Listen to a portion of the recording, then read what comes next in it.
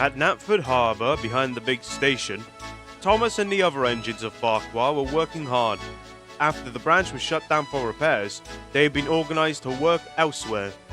But Thomas wasn't so happy about it. "Absolute rubbish," he said to Mavis. "How dare they shut down my branch line? It kind of is one of the most important branches on the island of Sodor, of course." "I wouldn't say that. And I also wouldn't say it's your branch line, considering we all work on it. Besides, it's only a temporary change. You'll survive." Yeah, branch line, of course. Anyway, but being shafted back to shunting, it's unbecoming of me.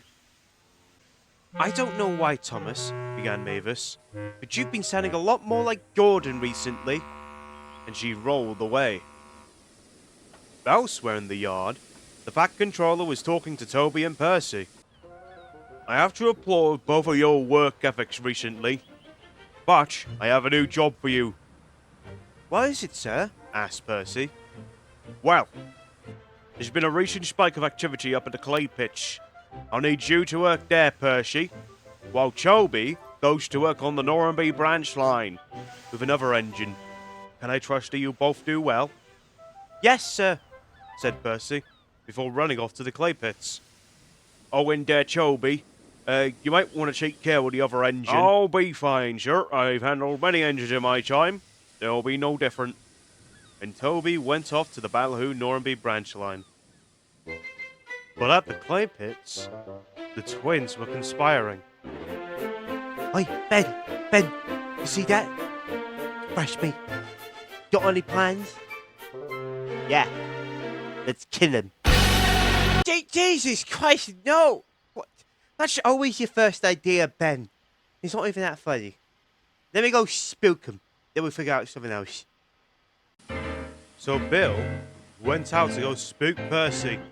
He ran up screaming like a banshee. But Percy didn't really mind. Why aren't you scared? Oh, sorry. Was I supposed to be? Oh, never mind. And Bill puffed defeated back to his shed. "You know, we can always try killing." "Oh, no, Ben. We already tried that with Gordon and it didn't work. He's as dumb as a box of wax as well." "Actually, that gives me an idea." And the two twins conspired endlessly. Meanwhile, on a different part of the island, Toby had finally made it to the Normanby branch line. It was lovely. "Why, Toby, this place is fantastic." "Oh, yes. It's like a little home away from home." "And you're sure this other engine won't cause us problems?" "Oh, no, Henrietta.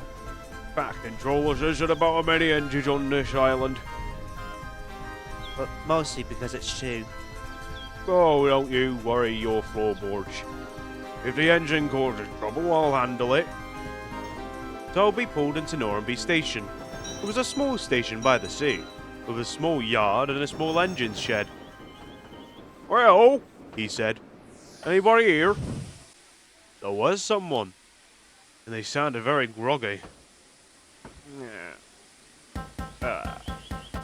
Morning, they said.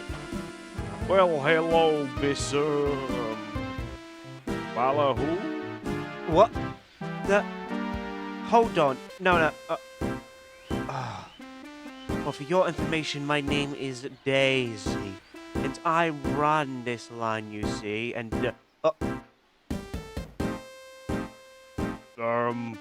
is there a problem?" "Driver, I think Mrs. Doggin's shed has got up and ran away." "Excuse me?" "No, Daisy," said her driver. "That's Toby. He works up on the Farquhar branch." My mistake. I don't really get anyone else up here, you see. Besides seeing that strapping young man, James, by the station. Breaking out my garden shed and thinking James is handsome. That's two wrongs in 1 minute. "Oh, don't be rude, Toby," said Henrietta. "Fine. I'll try and make it work." Well, hello, Daisy. My name's Toby, as you know, and I'm gonna be working on the Branchline with you for a while till mine's fixed. And this is Henrietta. Oh, I didn't know Farquhar engines named their cattle trucks. Oh, that's just adorable. Now, I must be going to run my line, as you know. Good day. And Daisy rolled away, not knowing the catastrophic mistake she just made. Now, Toby, I know what you're thinking, and I don't like it at all. Oh, don't worry, Henrietta. I'm not planning anything. Yet. Back at the quarry, Percy was working hard. The twins, however, weren't. They were taking advantage of Percy's optimism to just sit about and do nothing, making him do all the work, while they just pretended to. Percy didn't really understand, nor did he really mind. To him, work was work either way, and he was willing to do it. Percy loved visiting Edward's Branchline, especially Brendam Docks. However, with all the work being lumped onto him, he was starting to feel very tired.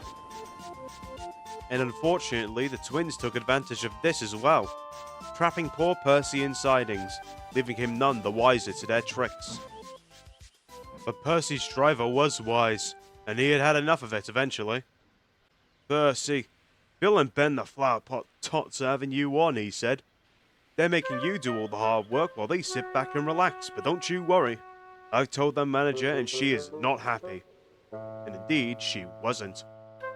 When the manager found out, she gave Bill and Ben a stern talking to and sent them to the sidings.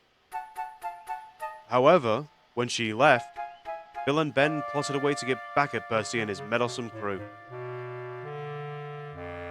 On Daisy's Branchline, nothing was really better. Toby was still having to deal with Daisy's nonsense. Anything she didn't like, she'd just say it was bad for her swerves. Just then a workman walked up. "Alright, Daisy, it's that time of the month again." Oh, you must be kidding me, said Daisy in disgust. "Now, Daisy," said the workman, "the farmers won't be happy when they realize their milk hasn't been delivered." Why can't Toby do the work? He's built for this sort of dirty, hard work anyway, groaned Daisy. "Well, it doesn't sound too unreasonable," said Toby's fireman. "Alright then," said the workman. "Leave Henrietta here and go get the milk." And so it was done. Toby uncoupled from Henrietta and went to go get the milk tankers. "Alright, take good care of her now," said Toby. Yeah, as if, replied Daisy. "More of you to assume I was talking to you." When Toby arrived at Normanby Station, he found the turntable to be quite uncomfortable. "This turntable feels as stiff as a board," he said. The workman only sighed. "You can thank Daisy for that. You're the first one to actually use it. The first time she tried using it, she wanted straight off because it was bad for her swerves or something." Just then, an idea flew into his funnel. It was an idea to pay Daisy out. "Yes," said Toby. "I'll do it this afternoon." Back at Ballyhoo Station, Daisy had finished collecting all her passengers and was ready to leave. Hold on there, Daisy, said Henrietta. "Mind if I come along, lighten the load for you?" she offered kindly. Me? Pull you? Oh, perish the thought, Daisy said rudely. "You and your tram engine are pushing my limit." "Oh, come now, Daisy, don't be feeble." "Feeble? Feeble?" Daisy began rattling loudly. "That's it! I'm gone. Goodbye." I swear, you can never win with children. Back at the pits, Bill and Ben were devising their plan, and they were nearly finished. Okay, so, you heard about what Driver told us all about? Those points? Oh yeah, the dicky ones. Yeah, well, If we got Percy to go full speed to that curve, he'd come right off it, wouldn't he? And Percy had just arrived back from his trip to the washdown. Hello, twins, said Percy enthusiastically. Hey Percy, we got some special orders about this one. You gotta take it really quickly, because the boats are about to leave. Why should I believe you? Well, would I lie about work? Fair point, said Percy. Okay, I'll be quick then. Yes, I would lie about work. Unfortunately, poor Percy didn't know any better, and he quickly scampered off of his train down to Brandon Docks. But in his haste, he'd forgotten to take the brake van. The trucks knew this, and so they took advantage, quickly shunting the train forward. Percy began going faster and faster down the line. He tried braking, but it was no use. And as he entered the yard, he hit the damaged set of points and came off the rails. The trucks quickly snapped their couplings and ran off into the waters, while Percy slowly rolled onto the quayside. Luckily for him, Salty was in the yard. "Man overboard! Trucks overboard!" And he went to get the breakdown train. When Boko and Salty arrived with the cranes, they came to Percy to ask what happened. Bill and Ben said this delivery was urgent, so I came down here as fast as I could, but they didn't tell me about the points. "It seems you've been blundered by those twins again. Oh, they're little devils in the skies," said Salty. "Indeed," agreed Boko. "I have the right mind to go to the Fat Controller about this." But Percy wasn't so sure. Actually, He began, I might have a remedy for this. Now listen up. and Percy told him about his plan, and they both agreed. Later, Percy arrived back at the clay pits, while Bill and Ben were in their sheds. After hearing about Percy's accident, they began to fake their ignorance. Oh, we're so sorry we didn't tell you about the points. It just slipped our mind, They said, lying. Well, it's not me I'm worried about. It's you two. This gave the twins a big surprise. What about? They asked Percy. Well, do you know what happens to bad engines? The twins didn't know how to react. Percy could tell this, and he continued his tale. When an engine's been bad, and I mean really, really bad, they have to deal with her. The magic engine. You can tell when she's coming when you hear her whistle. It echoes everywhere. And just like her whistle, she is everywhere. And it doesn't matter where you hide, she will always find you. She had to deal with rude engines long ago, so she finds any bad engines and takes them away forever and ever. She never runs out of coal and water, but you will. And when you run out of steam, she will find you. And there will be no running from her judgment. The end. And that's what happens to bad engines. Anyway, I'm going to Sudrian. I want to see what Edward's talking about with his old something. I don't know. And Percy puffed away. I told you we should have killed him when we had the chance. And the twins knowingly looked at each other, knowing that neither of them would be sleeping that night. On the Normanby branch, Toby was furious. He heard all about Daisy abandoning Henrietta at Ballyhoo Station, and was now seeking to pay her out more than ever. "Of all the disrespectful, horrid things, always one takes the biscuit," he yelled. "I can usually stand back and watch, but not this time." And you're planning to pay her out, aren't you? I'm glad you asked. Well, you see, I have a bit of a plan that involves that turntable over there and... No, Toby, you're not doing this. Not this time. Oh, why ever not? Because, Toby, I know you're a clever engine, and a good one too, but you tend to blow things out of proportion when you don't get your way. Now, I know this Daisy person isn't the nicest, but I don't want you to make the same mistake you made with Mavis, where you kept pushing her about. You're the bigger engine here, Toby. Not a child, but she is.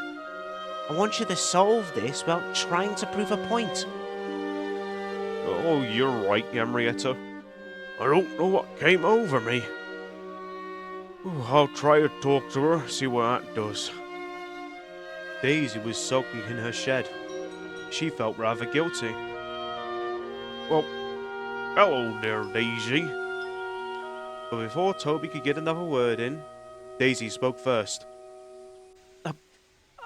I'm sorry, Toby, for leaving Henrietta at the station and saying all those mean things.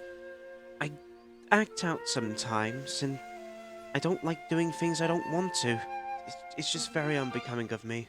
Oh, don't worry about it, Daisy.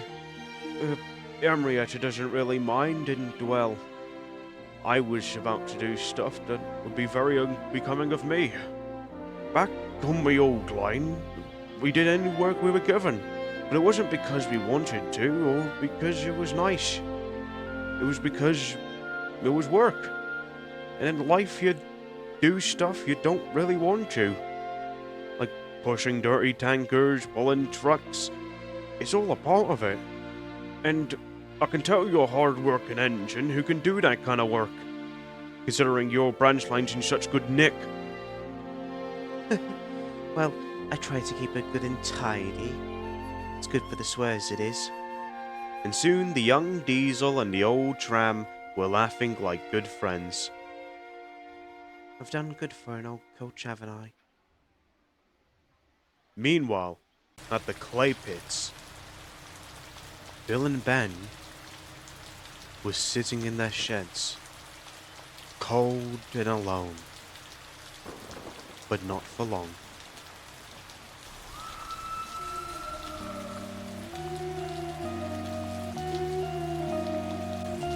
Ben? Did you hear that? I think the whole island heard it, Bill.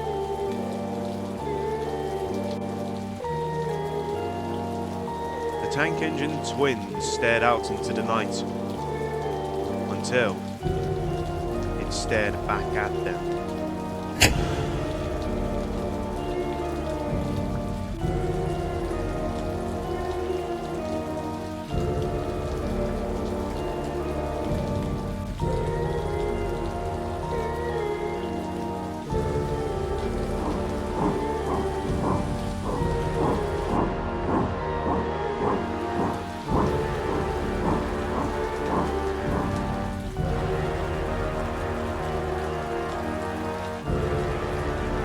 The engine stared Bill and Ben down before its lights went out. Is it gone? Whimpered Bill.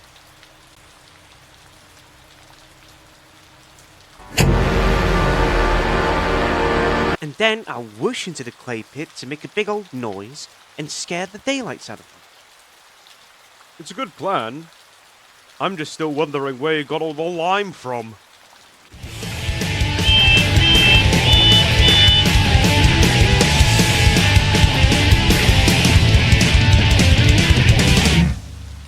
Well, it seems that's figured itself out. The next day, Bill and Ben were hard at work, and they gave Percy no trouble. They even began pulling more than their own weight. Percy wasn't sure what sent them flying down the line, as he made the story up. But he was happy knowing that someone was looking out for him. As for Daisy, she and Toby became firm friends, as long as she never called Henrietta a cattle car ever again. It was difficult adjusting towards the new changes for the Farquhar engines, but some managed better than others. And either way, they were just happy being really useful engines on the island of Sodor.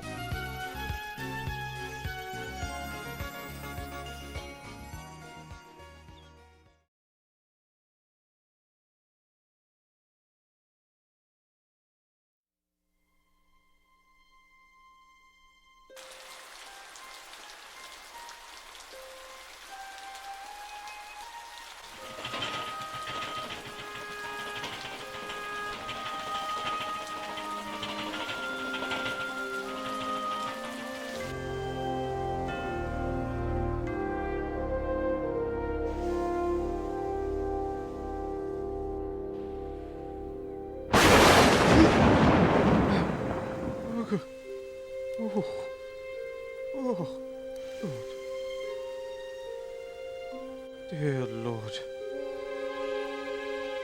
what did we do?